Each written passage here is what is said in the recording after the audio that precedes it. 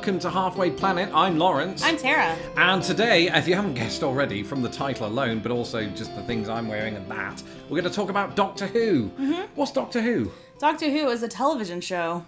It is, from my home country, of course. Those of you that aren't familiar with it, and I actually think that quite a few of you are, but those of you that aren't, it's of course a time travel theme show in which the Doctor travels around in one of these, not a teapot, that would be weird, but a TARDIS, a time machine, which is what on the inside?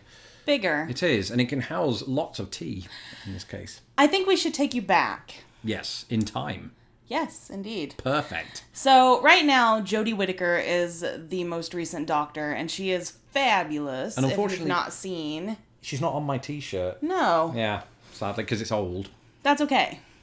Because the story that we're talking about today has nothing to do with the most recent series. So, we're going to take you back to 2013. Yes, so 2013. Now, that was when we were living in Fort Wayne. Well, you were living in Fort Wayne, and I'd left you to go live with your sister. That sounds worse than it is. Her sister was just putting me up for a little bit while I had this other job.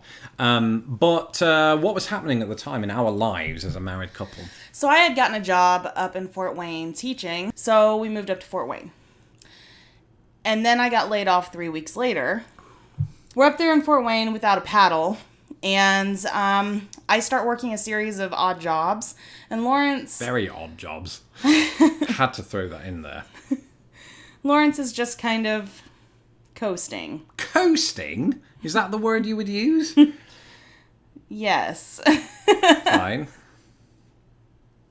Carry on. Well, anyway, he didn't really find a lot of work up in Fort Wayne. He was very distracted. Coasting. Then he found a job in Indianapolis. Yeah.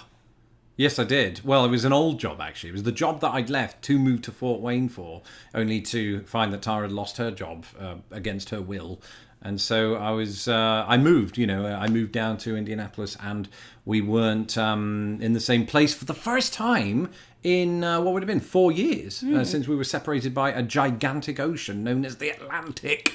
And so at this point we were separated by a giant motorway known as I-69. We were missing each other, and I was working really hard up in Fort Wayne because I'd found another position, and I was finishing up my contract at that point.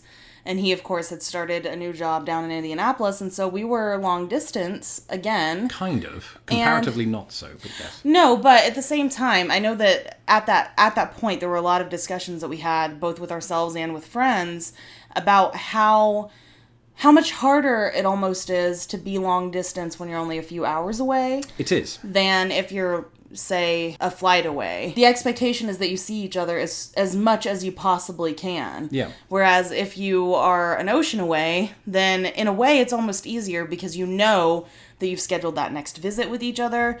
And if you haven't, then you're working on that. And it's, a flight, so there's no way for you to actually go and take more time out of your schedule to be able to see that other person. But this was rough. It was rough, yeah. Like she says, when you are thousands of miles away, you ground your expectations. With here, the expectation was, perhaps we should really be seeing each other fairly frequently. Our jobs didn't always allow for that.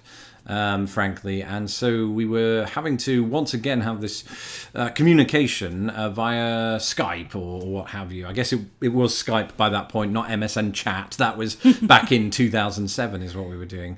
And yeah, it was kind of tricky.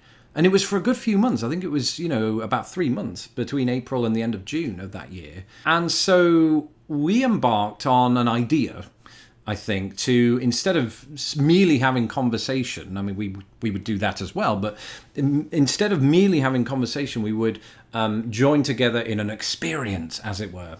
And I don't know how this came about to this day. I don't remember, but I suggested that we watch, or I introduce you to the first episode of the new Doctor Who, because I'd seen it. I'd seen the first season and the second season when it went out on British television back in 2005, 2006. So back then, I actually hated Doctor Who, or at least I thought I did, because I had been introduced to it one other time before by Laurence when we had first started dating, and he showed me a Tom Baker episode, which, P.S., I am a big fan of Tom Baker nowadays, but it's because I have context. At that point, I had not, and it was probably the most boring 3 hours of my life again. because Yada, we watched yada, the yada. entire, I don't know, 4 episodes of whatever series this was, and The arc in space.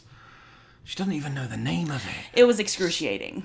Look, so the reason I showed her this back in the day is this used to be sort of mine and my brother's favourite Tom Baker episode. So I just thought everyone must love this if I showed them it, right?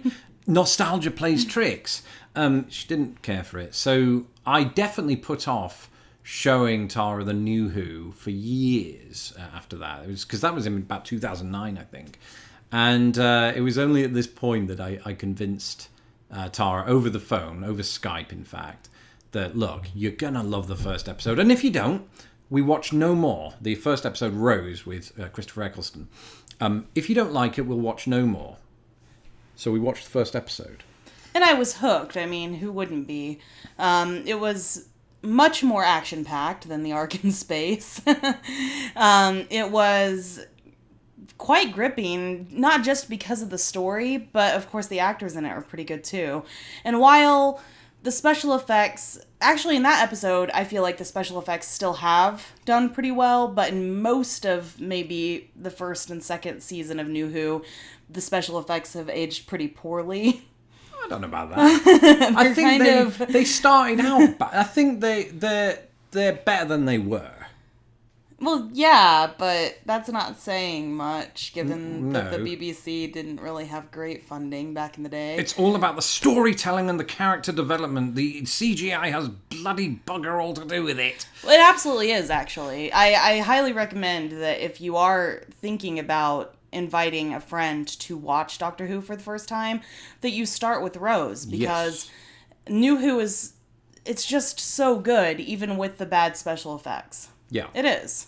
Agreed. I mean, it's corny as hell, but you look past that if you're, interested in time travel stories and, as I say, character development. I've had one too many sherries. It's wine. and all of that. So we did this. We watched, I think, probably the first season of Doctor Who, that is the Christopher Eccleston season, over Skype while we were miles apart.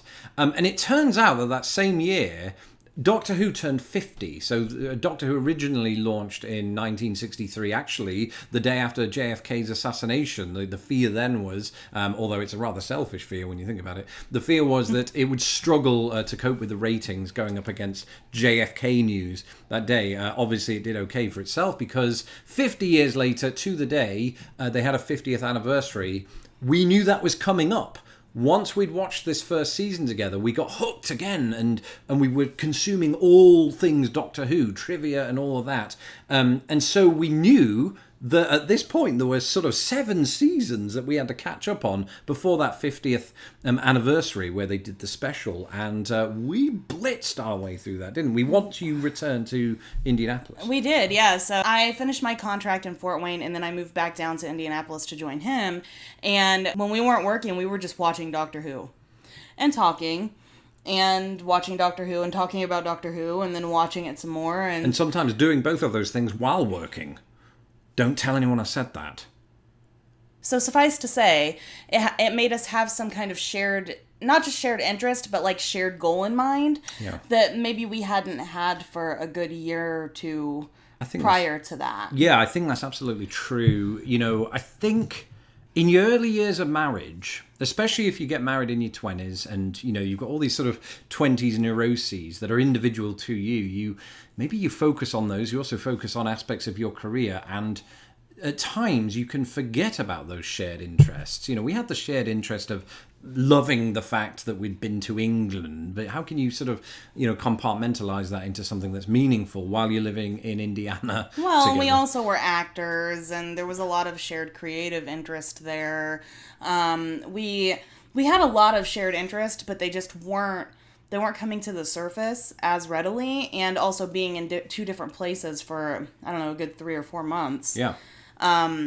Didn't help matters at all. And so it was really, as silly as it is, just this little TV show meant so much to us at that point that we really became super fans pretty much overnight. Yeah, it's funny because, like I said, the first season and much of that sort of first part of the storyline, both for Christopher Eccleston and David Tennant, is set in the year 2005. And that year will forever have meaning to us because that's when we met. And so there's a moment in David Tennant's, he's the sort of 10th Doctor, in his Swan Song episode where he goes back and meets Rose and asks her the year. And she tells him it's 2005. Always brings a tear to your eye. I'm completely fine. I cry all the way through the second half of that episode every single time. Yeah, no, I stiff upper lip with me. I'm fine. Quivering lower lip, but we won't get into that. And so I think it resonated in that sense, just firstly, because a lot of the sort of action sequences in it, or rather just the setting of London and the clothes that they're wearing in it, remind us very much of that time. So it already had that going for it. And then it just happened that we both love science fiction, but particularly time travel stuff. Back to the Future, when we met, I think we really sort of, related to that with each other. And even to this day, even though we had one or two qualms with the seasons that would come later because of the head writer was a bit different from the head writer of the David Tennant and the Christopher Eccleston stuff, we still stuck with it and we continue to stick with it. And I think we'll have that loyalty to it forever. I hope so. Well, I hope so too. Something to watch. It is. And, it brings us through to the present day. I think since that 50th, we've reveled in going to things like sort of Comic Cons and Doctor Who get-togethers, which brings us on to this coming weekend. What are we doing? Yeah, so Laurence and I have been invited to cover Chicago Comic and Entertainment Expo this coming weekend. By the time you've watched this, we will be there. Yes, we will. And we will be covering it just for you. So keep watching his Twitter and his Instagram feeds, and possibly even mine too. I know I haven't updated in ages. Please don't remind me again. It's okay. And I keep reminding her, but you can see our handles here below. Yes, and in fact, one of the exciting things about what is shortened, I think, to C2E2 is that David Tennant himself is going to be there. Yes, he is. Matt Smith was going to be there, but he pulled out. That sounds really dirty. It does. We're keeping that in. Yeah. He pulled out at the last minute, no less. He always does that. So anyway, yeah, so we get to cover C2E2 and Doctor Who and all things British and geeky. Rumor has it that Laurence might even get to learn a little bit about Quidditch. We'll see. Quidditch, come on. So stay tuned for all of that, and you will see a video coming out in the next couple of weeks about our C2E2 experience. And in the meantime, bye. Bye. Thank you for watching this episode of Lost in the Pond. Don't forget to hit my stupid little face to subscribe, and please share this video with the world. Hit me up on Twitter, Instagram and Facebook, and if you would like to support this channel, please do so at patreon.com/lostinthepond.